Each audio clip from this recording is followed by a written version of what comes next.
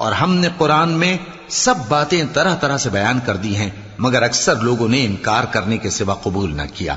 اور کہنے لگے کہ ہم تم پر ایمان نہیں لائیں گے جب تک کہ عجیب و غریب باتیں نہ دکھاؤ، یعنی یا تو ہمارے لیے زمین سے چشمہ جاری کر دو، یا تمہارا کھجوروں اور انگوروں کا کوئی باغ ہو اور اس کے بیچ میں نہریں بہا نکالو، یا جیسا تم کہا کرتے ہو ہم پر آسمان کے ٹکڑے گرا دو،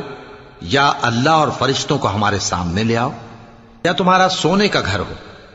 یا تم آسمان پر چڑھ جاؤ اور ہم تمہارے چڑھنے کو بھی نہیں مانیں گے جب تک کہ کوئی کتاب نہ لاؤ جسے ہم پڑھ بھی لیں۔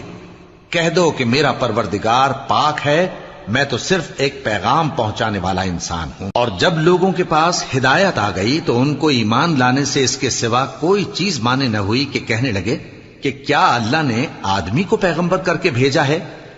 کہہ دو کہ اگر زمین میں فرشتے ہوتے کہ اس میں چلتے پھرتے اور رہتے